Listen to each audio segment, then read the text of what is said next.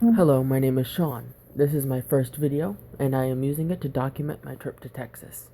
Boring, I know, but I guarantee you that with the accompaniment of my witty repertoire, you may find this at least a somewhat enjoyable experience, if not for the very least, a completely easy target for nasty troll sub-commentary. Now, I did not at all sleep last night. This was done intentionally for fear of missing my alarm clock and eventually missing my trip to Texas. I would soon learn that this idea is, quite frankly, completely and totally stupid. I should probably introduce myself. My name is Sean. I'm 24. I live in Florida, and I'm a political consultant by trade. Now, this disgusted face is when I discover we shan't be heading directly to the airport, but rather to my maternal unit's house first to eat, which I feel wasted everyone's time. This is my baby brother Connor. He wants to be internet famous. This is for my friend Lacey. I think Demi Lovato is sexier. Now, what you may not be realizing right now is, in this footage, I am in fact in the midst of an anxiety attack. It's not necessarily a fear of flying. I love flying. I love travel. Unfortunately, a change in air pressure tends to create some sort of anxiety effect, leading to me hyperventilating in terror and experiencing signs of panic attacks. These symptoms were discovered back in 2014 when a road trip to Indiana crossed the Appalachian Mountains, and the change in air pressure caused me to have such violent panic attacks that I popped so many Klonopin to tranquilize a small horse. Today I use a beta blocker, a heart medication known as propranolol, which slows my heart rate down to a reasonable level.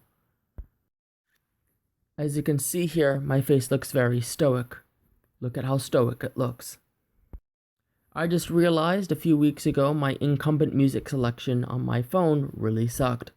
But with the lack of 4G networks and the expensive airline Wi-Fi, I am cursed to listen to Uptown Funk again and again, in silence. These are first world problems and the struggle was real.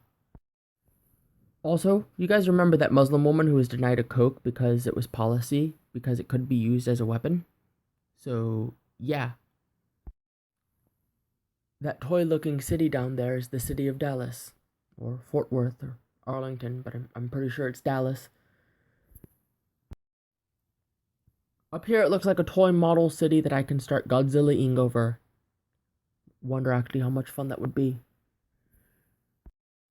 You know, we hear a lot about people being annoyed at all those people who applaud when the airplane lands, and don't worry, I'm not one of those people, but I certainly understand the appeal.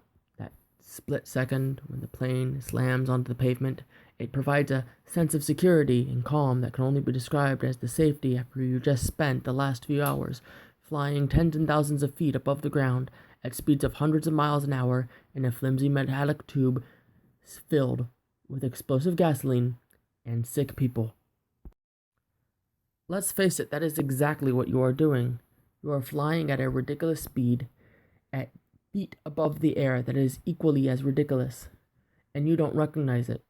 You feel like you're going slow and smooth, but instead you've just traveled thousands of miles, an entire body of water, and the span of 5 states in a matter of 2 hours. That speed is unfathomable to us in that tube. We see planes flying in the sky while we're on the ground, and it seems like they're shooting like stars. That's you in there. A person in that dot above the remainder of your species, traveling at a speed that you become a blink to your earthly bystander.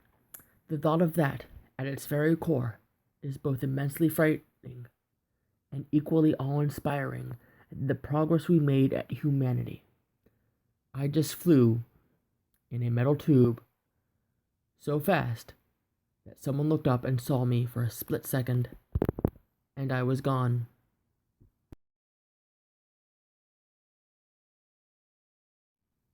Naturally, when I got off the plane, I puked.